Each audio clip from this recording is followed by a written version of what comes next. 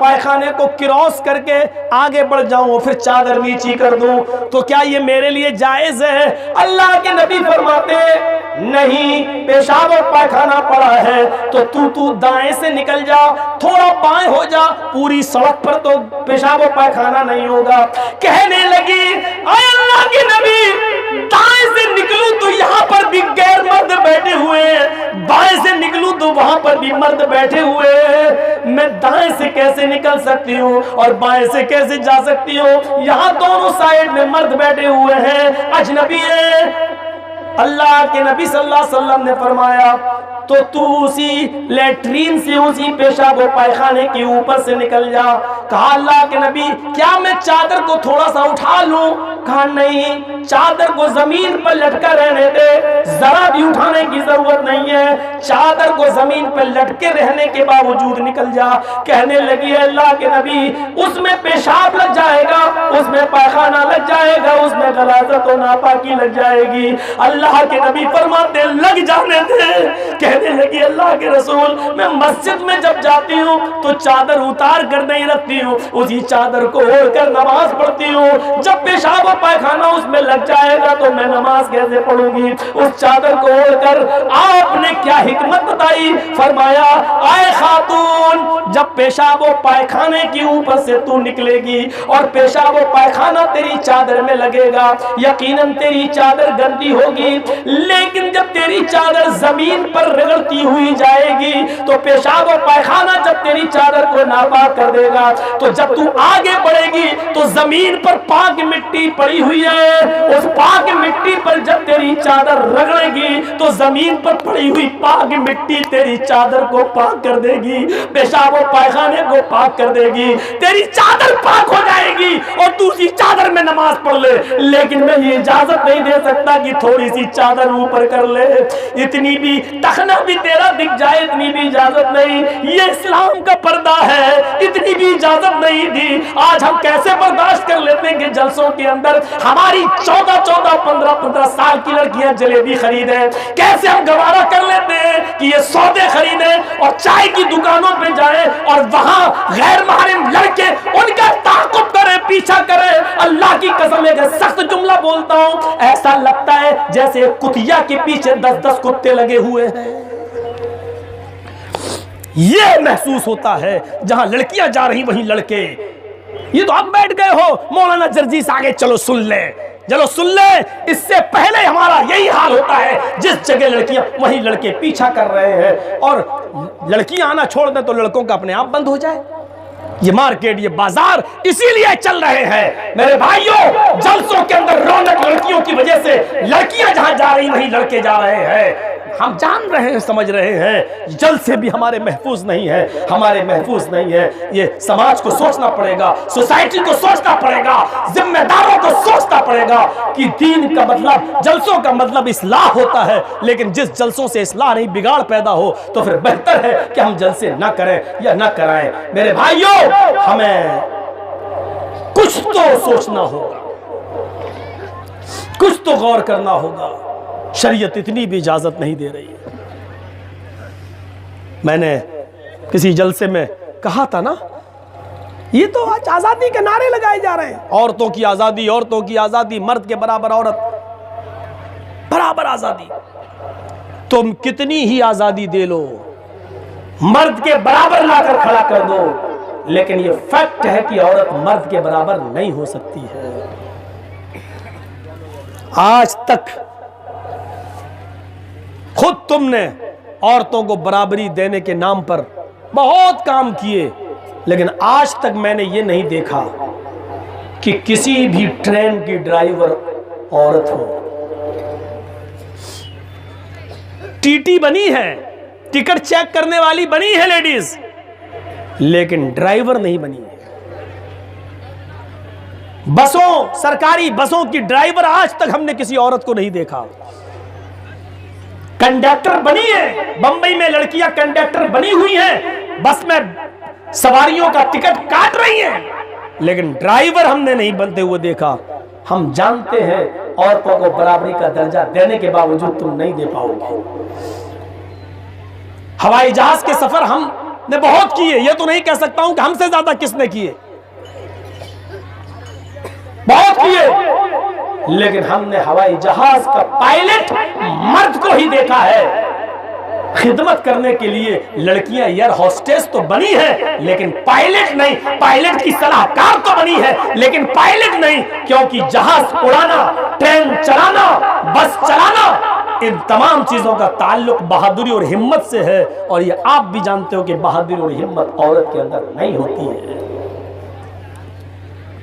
और एक वजह यह भी है कि बस का ड्राइवर बना देंगे अगर औरत को, तो सामने से कोई हटेगा, दूसरे को दिखाएगा अपने, ए देख देख देख वो चला रही लड़की, लड़की चला रही, अब वो उड़ा देगी, हो गया एक्सीडेंट।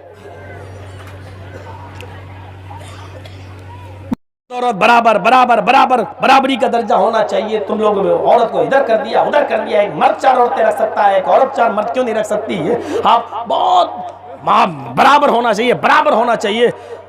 कान मेरे पक गए, कोई जवाब हमें सुनाई नहीं दे रहा था कि इसको क्या दूं, ये तो बड़बड़ बड़बड़ बड़बड़ करता चला जा रहा था। बहुत देर के बाद जब मुझे गुस्से में, जब मैं लाल हो गया, तो मैंने कहा सुनो हजरत, बैठो इधर, क्या चाहते हो तुम? मर्द और औरत दोनों बराबर होना चाहिए, आपके मजहब में बराबरी नहीं है। मैंने कहा आपके कितने बच्चे हैं? कहता 4। मैंने कहा बराबर बराबर पैदा किए होंगे, 2 आपने 2 आपकी बीवी ने। क्या बात कर रहे हो? हमने कहा बराबरी बराबरी चिल्ला रहे हो तो कायदे से तो 2 बच्चे आप पैदा करो, 2 बच्चे आपकी बीवी पैदा करे, तभी तो हुई बराबरी है। दिमाग खराब हो गया इसका। बच्चा क्या मर्द पैदा करता है? औरत ही तो पैदा करती है। तो हमने कहा तकलीफ उठाने में भी तो बराबर होना चाहिए। बच्चा पैदा करने की तकलीफ सिर्फ औरत उठाए, तुम नहीं उठाओगे?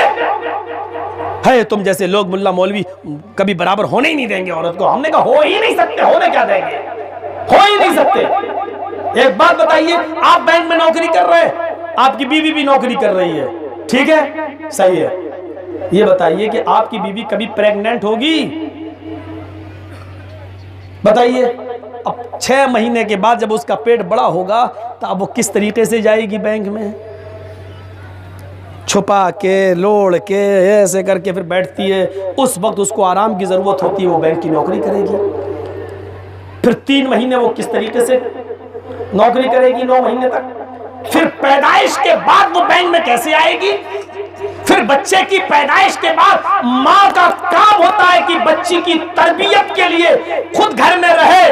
अब उसको नौकरानी पाल रही है, भूख लग रही है तो दूध नौकरानी पिला रही है। और डब्बे के दूध पी पी कर हमारे बच्चे ऐसे डब्बे बने कि बड़े होकर अपने बाप को जूते मार रहे हैं और अपनी माँ की नाफरमानी कर रहे हैं। ईमानदारी के साथ बताइए कि आज समाज में ऐसा हो रहा है। हमने जब तरबियत ही नहीं दी, तरबियत ही नहीं, कहां से? जबकि माँ माँ होती है। माँ, किसी ने अफसाना लिखा था, मैंने बहुत पहले पढ़ा, हालांकि वो फर्जी था, झूठा था, लेकिन उसमें इबरत थी बहुत बड़ी कि एक आदमी को बड़ा इश्क और प्यार का भूत चढ़ गया किसी लड़की से, शादी के लिए दीवाना था। और जब लड़की ने देख लिया कि ये आदमी मेरे चक्कर में लड़का पागल हो चुका है, तो उसने एक शर्त लगाई, मुझसे शादी करना चाहता कि हाँ, तो सुन मेरी एक शर्त है। का क्या? अपनी माँ का कलेजा काट के पहले मेरे पास ला, तब शादी करूंगा। उसने कहा यार क्या मांग रही हो तुम? मैं अपनी माँ का इकलौता बेटा हूँ, मेरी माँ मेरे सेवा का वो कुछ नहीं जानती हो, अगर तुझे मुझसे प्यार है तो अपनी माँ का कलेजा काट।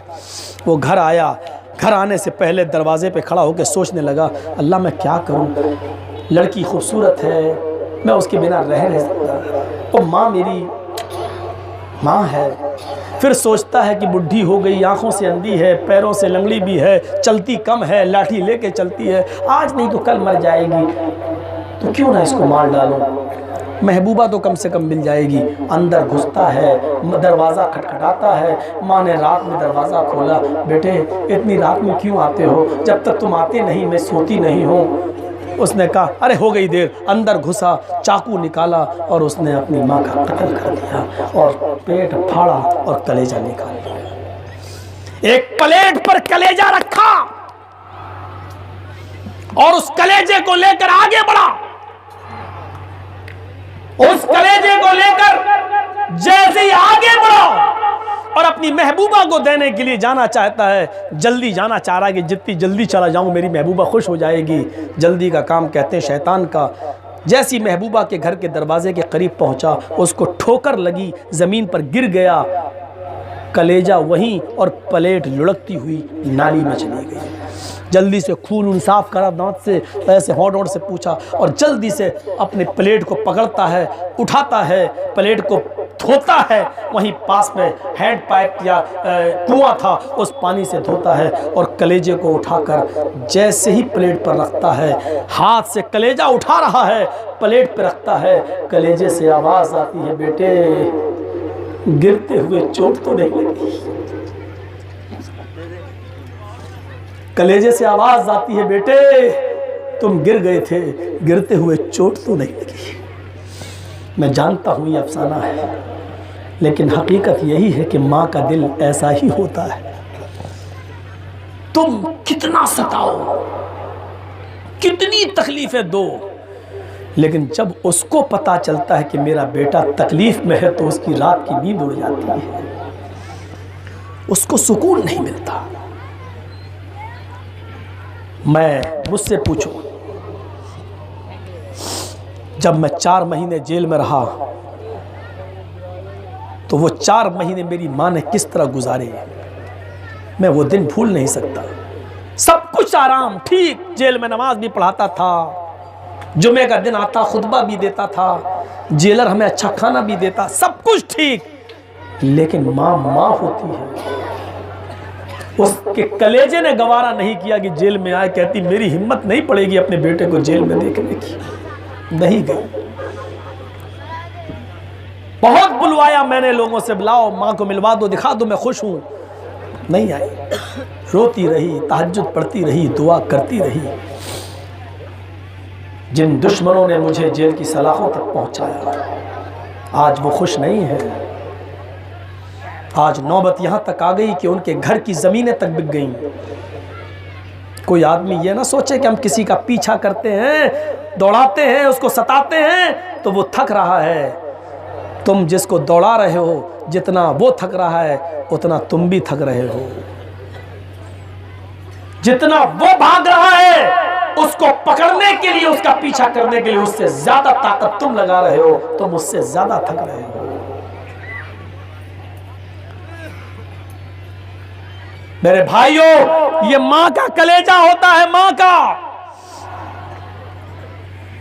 हजरत अलकमा का वाकया सुने, बीवी की बात ज्यादा मान ली और मां को कुछ उल्टा सीधा बोल दिया। तुम लड़ती रहती हो तो हमारी बीवी से, चैन से नहीं रहने देती हो। इतना कहना था, अलकमा की बीवी ने कहा, अलकमा तू अपनी बीवी की बातों में आ गया और मां का दिल तो खा रहा है। अलकमा की मां नाराज हो गया, अलकमा को छोड़ के कहीं और चले गए। यहाँ अलकमा बीमार हो गए। हदीस के अल्फाज है, इतने बीमार हुए कि उनकी जागनी का आलम आ गया, उनकी आवाज बंद हो गई। अल्लाह के रसूल को पता चला तो आप भी देखने के लिए आए, लेकिन अलकमा से कहते हैं, अलकमा ये जागनी का आलम है, लगता है कि इस बीमारी में कोई मुश्किल से बचता है। आए अलकमा तुम अपनी ज़बान से विर्द पढ़ो, ला इलाहा इल्लल्लाह कहो, शायद अल्लाह ताला तुम्हारी मग़फ़िरत फरमा दे और तुम्हारी रूह आसानी से निकल जाए। अलकमा अपनी ज़बान से कलमा निकाल दे, लेकिन अलकमा की ज़बान से कलमा अदा नहीं हो रहा है। अल्लाह के नबी फरमाते कलमा पढ़ो, आए अलकमा बोलो, अलकमा की ज़बान से कलमा नहीं निकल रहा है। अल्लाह के नबी फरमाते हैं सब दिख रहे हैं, लेकिन अलकमा की माँ नहीं दिख रही, जिंदा तो है। जवाब दिया, हाँ कहाँ है? अलकमा की माँ यहाँ मौजूद नहीं है। जवाब मिला कि अलकमा की माँ अलकमा से नाराज है। अल्लाह के नबी फरमाते हैं यही वजह है, माँ की नाराजगी की वजह से अलकमा की ज़बान इलाहा इल्लल्लाह व अशहदु अन्ना मुहम्मदन अब्दुहु व रसूलुहु। कलमा निकलता है अलकमा की जबान से और निकलते ही अलकमा इंतकाल कर जाते हैं। मेरे प्यारे साथियों, माँ की नाराजगी अलकमा की जबान से कलमा अदा नहीं होने दे रही थी, और जैसी माँ ने माफ किया अलकमा की जबान से कलमा अदा हो जाता है। अब आप अंदाजा लगा सकते हैं कि माँ की नाराजगी कितनी बुरी चीज है। आए अपनी बीवियों को खुश करने के लिए माँ बाप की नाराजगी लेने वालों, अपने माँ बाप को दुख देने वालों, अल्लाह की कसम तुम्हारी नमाज तुम्हारा रोजा कबूल नहीं होगा, अल्लाह भी तुम्हें माफ नहीं करेगा। अपनी बीवी के चक्कर में तुम अपनी माँ को नाराज कर देते हो, अपने बाप को नाराज कर देते हो। अपनी बीवी को भी देखो, लेकिन बीवी ये कहे कि अपने माँ बाप से अलग हो जाओ तो बिल्कुल मत होना। अगर बीवी ये कहे कि सारी कमाई मेरे हाथ में दो, अपने अम्मा अब्बा को ना दो, तो बिल्कुल मत सुनना। याद रखना, जब तुम कमजोर थे तो तुम्हारे बाप ने तुम्हें पाला पोसा है, बड़ा किया है। आज वो कमजोर है, उनको तुम्हारे सहारे की जरूरत है। आज अपने माँ बाप को तुम अकेला नहीं छोड़ सकते हो। एक सहाबी है, खाने काबा का तवाफ कर रहे हैं और अपनी लंगड़ी लूली और अंधी माँ को अपने पीठ पर लाते हुए उनको भी तवाफ करा रहे हैं, उनको भी तवाफ करा रहे हैं। अपनी बेटी अपनी माँ को और हजरत उमर फारूक से राब्ता हो जाता है, मुलाकात हो जाती है। कहने लगे, आए अमीरुल मोमिनीन, आए उमर फारूक, देखो मेरी लंगड़ी लूली और अपाहिज मांदी माँ है, इसने कहा कि मैं उमरा करूंगी, तो मैं इसको तवाफ कराने ले आया हूँ और अपनी पीठ पर लाद कर तवाफ करा रहा हूँ। हजरत उमर ने कहा, अल्लाह तुम्हें बरकत दे और तुम्हारी माँ की खिदमत का ये तुम्हें सवाब भी अता फरमाए। कहा, अमीरुल मोमिनीन, मैंने अपनी माँ के साथ इतना किया कि अपनी पीठ पर लादा, लंगड़ी लूली और अपाहिज माँ ये खाना खाती है तो मैं खिलाता हूँ, ये लंगड़ी है, ये इसको चलती नहीं है, ये पेशाब और पायखाना जा करती है, मैं उसके कपड़े धोता हूँ और उसका पेशाब और पायखाना मैं साफ करता हूँ। आए अमीरुल मोमिनीन, इसने कहा कि मैं तवाफ करूंगी, मैं अपनी पीठ पर लाद कर इसको तवाफ करा रहा हूँ, क्या अभी भी मैंने अपनी माँ का हक अदा नहीं किया? क्या अभी भी माँ का हक अदा नहीं हुआ? हजरत उमर मुस्कुराते हैं और मुस्कुराने के बाद फिर रोते हैं और रोकर कहते हैं, आए इस माँ के बेटे, तू अपनी माँ के हक अदा करने की बात कहता है। जब तेरी माँ तुझे पैदा कर रही थी, जब तेरी माँ तुझे जन रही थी, जब तेरी माँ तुझे बाहर निकाल रही थी, जब तू अपने माँ के पेट से बाहर आ रहा था और दर्द ज़ह में तेरी माँ चीख रही थी, चिल्ला रही थी, उसके मुंह से दर्द की वजह से आह निकल रही थी, तुझे पैदा करते वक्त, तुझे जनते वक्त तेरी माँ की जबान से जो आह निकली, अभी तो तूने अपनी माँ की उस पहली आह का भी हक अदा नहीं किया, पूरी जिंदगी का हक क्या अदा करेगा? अभी तो तूने अपनी माँ की उस पहली आह का भी हक अदा नहीं किया। यहां से आप अंदाजा लगाओ कि माँ बाप का मकाम क्या है। अगर आप लोगों में से कोई अपनी माँ से नाराज है तो फजर की नमाज का इंतजार न करे, अभी जाकर अपनी रूठी हुई माँ को मनाए, गले लगा ले। इस उम्र में उसको तुम्हारी जरूरत है, तुम्हें नहीं है, उसको तुम्हारी जरूरत है, मनाओ उसको, कुछ भी सही। उम्र का तकाजा सोचकर माफ कर दो, हटा दो, लेकिन उसको लगाओ अपने गले से। ये फूल है दो गुलाब के, मुरझाने मत दो इन्हें। नहीं जानते हो मां, अल्लाह के रसूल की खिदमत में एक सहाबी आए, मैं जिहाद में जाना चाहता हूं, आप सहाबा के नाम लिख रहे हैं, मैं भी जाना चाहता हूं। आपने कहा, तुम्हारी मां जिंदा है? हाँ है। तुम्हारा कोई और भाई है? क्या नहीं है? फिर तुम्हें हम जिहाद में नहीं ले जा सकते, जा तू अपनी मां की खिदमत कर, तेरे लिए ये जिहाद से बढ़कर होगा। मां मौजूद है तो जिहाद मुलतवी हो जाता है। जा पहले अपनी मां की खिदमत कर। जिहाद, शहीद के खून का पहला कतरा जमीन पे गिरते ही अल्लाह उसके सारे गुनाह माफ कर देता है। लेकिन मां मौजूद है और कोई दूसरा भाई नहीं है तो मां की खिदमत करना फर्ज हो जाता है। मां, हम देखें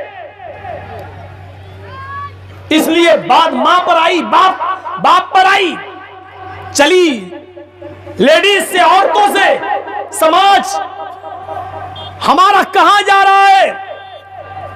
इतनी आजादी हमने अपनी बच्चियों को दे रखी है मेरे भाइयों, ये सही नहीं है। चलिए इतना ही करिए। मेरी बेटी तुम 12वीं में पढ़ रही हो, ठीक है, अब तुम्हें मोबाइल की जरूरत है, बहुत सी चीजें नेट पे देखना होती हैं। आए मेरी बेटी, तुम्हें मैं एक शर्त पर मोबाइल दूंगा। क्या है शर्त? मेरी बेटी, पहली शर्त यह कि तुम 5 वक्त की नमाज पढ़ोगी। दूसरी शर्त यह है कि तुम जब स्कूल जाओगी तो मोबाइल लेकर नहीं जाओगी। मेरी तीसरी शर्त यह है कि मेरी बेटी, तुम घर में 2-4 घंटे मोबाइल, अपने नेट की चीजें, अपने पढ़ाई लिखाई की चीजें देख लो। और चौथी शर्त मेरी बेटी यह है कि ईशा की नमाज के बाद तुम्हें मोबाइल अपने बाप के पास जमा करना होगा। अगर ये बहुत ज्यादा जरूरी हो चुका है तो ये 4 शर्तें लगा कर देखो। मेरे भाइयों, हम कहाँ कह रहे हैं कि मोबाइल मत दो, आजकल पढ़ाई लिखाई का मोबाइल से जुड़ चुकी है। चलो आप इतना ही करो, आपकी बेटी को जरूरत नहीं है स्कूल ले जाते वक्त मोबाइल की। अब आप सोचिए, स्कूल मोबाइल ले जाएगी तो स्कूल में पढ़ने वाले लड़कों के नंबर भी लिए जाएंगे, और मन चले लड़के भी कहेंगे आप अपना नंबर मुझे दे दीजिए। फिर दोस्ती की भरमार चलेगी, फिर ये बात कैंटीन तक पहुंचेगी और चाय पीने तक में नौबत आएगी। फिर चाय पीते वक्त दो आंखें तुम्हारी, 2 आंखें उसकी, आंखें 4 होंगी, और फिर आंखें तो 4 हुई तो फिर तीर दिल के अंदर उतरेंगे, और जब दिल के अंदर उतरेंगे तो माँ बाप की नाफरमानी करके एक दौर ये आएगा कि फिर होटलों तक बात बढ़ जाएगी। फिर आपकी बेटी स्कूल कहकर जाएगी और स्कूल में नहीं जाकर घंटा गोल करते हुए लड़कों के साथ पार्क में घूमेगी। हो सकता है कि कोई लॉज बुक करके, होटल बुक करके आपकी बेटी अपनी जवानी को बेचती हो और नीलाम भी करती हो, उस मनचले लड़के के हवाले भी कर देती हो। मेरे प्यारे साथियों, बात फिर यहाँ तक बढ़ेगी और फिर बात आगे बढ़ते बढ़ते अपनी उस सबसे कीमती चीज को बर्बाद कर देगी जिसको इज्जत कहा जाता है, और जिसके बारे में कुरान ने कहा था, कुल्लिल मुमिनाती यग़ुद्दन मिन अब्सारिहिन्ना व यहफ़ज़न फ़ुरूजहुन्ना व ला युब्दीन ज़ीनतहुन्ना। आए मोहम्मद सल्लल्लाहु अलैहि वसल्लम, आप मोमिन औरतों से कह दो, मोमिना औरतों से कह दो कि वो जब कहीं निकले तो अपने निगाहों को नीचा रखें, व यहफ़ज़न फ़ुरूजहुन्ना, अपनी शर्मगाह की हिफाजत करें, व ला युब्दीन ज़ीनतहुन्ना, और अपनी जीनत को, बनाओ सिंगार को गैर मर्दों के सामने जाहिर न करें। पॉइंट आखिरी बता रहा हूं आपको, जरा इधर तवज्जो दीजिएगा। कितनी चीजें औरतों पर अल्लाह ताला ने लागू की हैं? 3 चीजें। क्या? कहीं जाएं तो निगाह, आंखें नीची रखें। अब ये 3 चीजें याद रखना, मैं किसी को भी खड़ा करके पूछ सकता हूं ये 3 चीजें क्या हैं। पहली चीज, यग़ुद्दन मिन अब्सारिहिन्ना, जब तुम कहीं जाओ तो निगाह, आंखें नीची रखो, एक चीज। व यहफ़ज़न फ़ुरूजहुन्ना, अपनी शर्मगाह, अपनी इज्जत व आबरू की हिफाजत करो, अपनी शर्मगाह की हिफाजत करो। 2, कितनी चीजें हुई? 2। तीसरी चीज, वला युब्दीन ज़ीनतहुन, बनाओ सिंगार, लिपस्टिक, क्रीम, पाउडर, सुर्खी, मेकअप, जेवर, सोने चांदी के जेवर, आभूषण, इन जेबो जीनत को गैर मर्दों के सामने, गैर महरिम के सामने, गैर मर्दों के सामने जाहिर ना करो। आप एक चीज पर गौर कीजिए, ये 3 चीजें बताई औरतों के लिए, इसमें बीच में क्या पेश किया? अपनी शर्मगाह की हिफाजत करो। पहले क्या है? निगाह नीची रखो, आंखें, और आखिर में क्या है? ज़ेबो ज़ीनत को गैर मर्दों के सामने जाहिर न करो, और बीच में क्या है? शर्मगाह की हिफाजत। जबकि शर्मगाह का पहला नाम आना चाहिए, क्योंकि यही असल चीज़ है। अपनी शर्मगाह की हिफाजत करो, निगाहें नीची रखो, बनाओ सिंगार को गैर मर्दों के सामने जाहिर न करो। लेकिन अल्लाह ने ऐसा नहीं कहा। अल्लाह ने कैसे कहा? निगाहें नीची रखो, 1, शर्मगाह की हिफाजत करो, 2, बनाओ सिंगार को गैर मर्दों के सामने जाहिर न करो। ये तीन चीजें आपको एक नई चीज मालूम होगी। शर्मगाह की हिफाजत यही दोनों चीजें कर रही है। ये बॉडीगार्ड हैं। जर्जी साहब जब पाकिस्तान गए तकरीर करने, वहाँ मुझे बॉडीगार्ड मिले। हमने कहा यार ये क्या हो रहा है? तो वहाँ की हुकूमत ने कहा अरे तुम्हें इंडिया दोबारा वापस जाना है कि नहीं जाना है? हमने कहा हाँ जाना है। क्यों? कहा तो फिर बॉडीगार्ड लिए रहो। यहाँ पता नहीं है, मस्जिदों में भी उड़ा दिया जाता है। हम तो चौंक गए। अब मेरे दाएं भी बॉडीगार्ड और बाएं भी बॉडीगार्ड, तो ये दोनों मेरी हिफाजत कर रहे थे। तो अहम चीज़ कौन है? जर्जीस। दाएं बाएं कौन है? बॉडीगार्ड। अगर ये बॉडीगार्ड हट गए तो जर्जीस की जान खतरे में। अपनी जान बचाना है तो बॉडीगार्ड की जरूरत। ये दोनों बॉडीगार्ड। और जब मैं तकरीर करता था वहां पाकिस्तान में, और जो जोश आता था, अल्लाह ऐसे जो करता था, तो दाएं देखा बंदूक लिए खड़ा, तो सारा गुस्सा, सारा जोश ठंडा हो जाता। अरे बाप रे। और फिर जोश आया, बाएं देखा तो ये खड़ा हुआ, ऐसे जोश ठंडा हो जाता था। बॉडीगार्ड से हिफाजत होती है। जर्जी साहब महफूज हैं कब तक? जब तक दाएं और बाएं बॉडीगार्ड हैं। जैसे ये दोनों बॉडीगार्ड हटे, बीच वाला आदमी कब मर जाए पता नहीं। ये दोनों चीजें मेरी बहनों, मेरी बेटियों सुनो। आंखों को नीचा रखना ये तुम्हारा बॉडीगार्ड है। गज़्ज़े बसर, निगाहें नीची रखना। जब तक तुम निगाहों को नीची रखोगी तुम्हारी शर्मगाह की हिफाजत रहेगी। और बनाओ सिंगार को गैर मर्दों के सामने जाहिर मत करो। ये सारे लिपस्टिक, क्रीम, पाउडर, ये सारी चीजें जब तुम गैर मर्दों के सामने जाहिर करना छोड़ दोगी तो तुम्हारी शर्मगाह की हिफाजत रहेगी। ये बीच की चीज जो शर्मगाह है, ये दोनों चीजें महफूज हैं इन दोनों बॉडीगार्ड की वजह से। अगर तुम्हारी निगाहें उठ गई और तुम्हारी ज़ेबो ज़ीनत मंजर आम पर सबके सामने आ गई तो समझ लो कि तुम्हारे बॉडीगार्ड हट गए, तो तुम्हारी इज्जत को भी कोई छलनी छलनी कर सकता है और कभी भी तुम्हारी इज्जत पर टूट सकता है और तुम्हारी इज्जत लुट जाएगी। अगर तुम्हें अपनी इज्जत बचाना है तो अपने बॉडीगार्ड को अपने साथ लेकर चलो। और आपके बॉडीगार्ड क्या हैं? जब चलो तो निगाहें नीची रखो और खुशबू, ज़ेबो ज़ीनत, मेकअप, लिपस्टिक, पाउडर, क्रीम, ये सारी चीजों को हटाकर घर से रखकर तब तुम चलो, क्योंकि ये सारी चीजें एक शादीशुदा औरत के लिए है और वो औरत सिर्फ अपने शौहर के लिए इस्तेमाल कर सकती है, कहीं और नहीं। लिपस्टिक, क्रीम, पाउडर लगाओ, मना नहीं कर रहा हूं।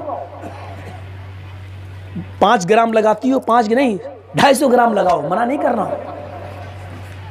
लेकिन ये हथियार अपने शौहर पर चलाओ, किसी और पर नहीं।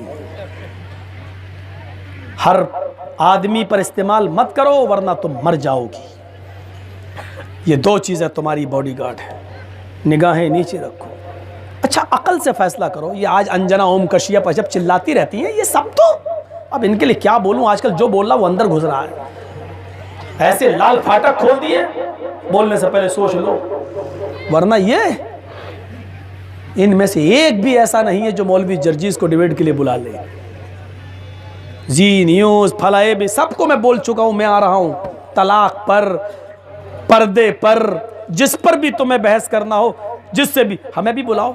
हम तो कुरान हदीस लेके ही नहीं चलेंगे ना वहां, हम तो हिंदू धर्म, ईसाई धर्म सब लेके चलेंगे।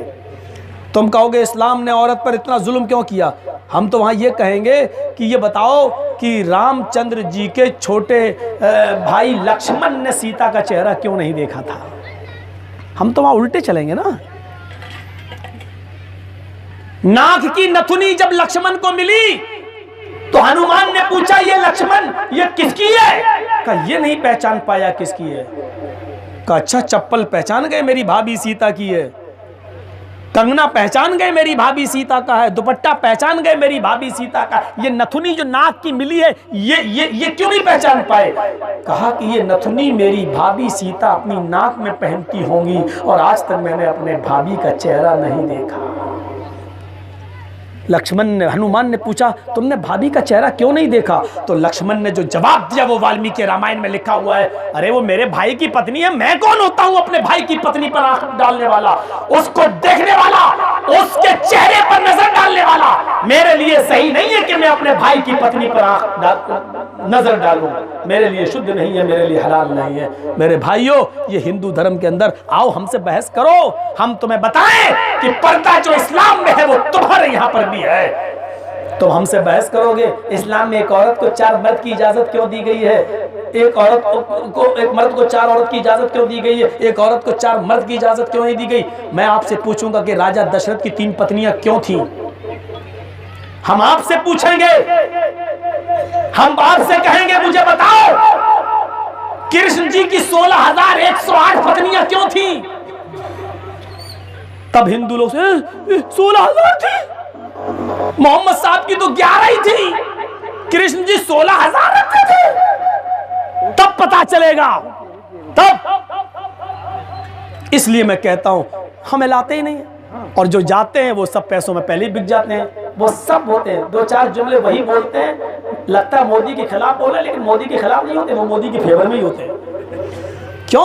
उसी बात का उनको 5,000 रुपए मिलता है, उसी बात का उनको 10,000 रुपए मिलता है। मेरे भाइयों, ऐसी बहस जब कभी कभी हम टीवी पे डिबेट देखने लगे तो मैं कहता हूं ये मौलवी हैं, उल्लू के पट्ठों को किसने बिठा दिया इनको, ये बहस ही नहीं कर पा रहे हैं यहाँ, या बोलना कुछ चाहिए, बोल रहे हैं कुछ। ये संबित पात्रा बहुत चलता ना, राम राम राम, आस्था आस्था,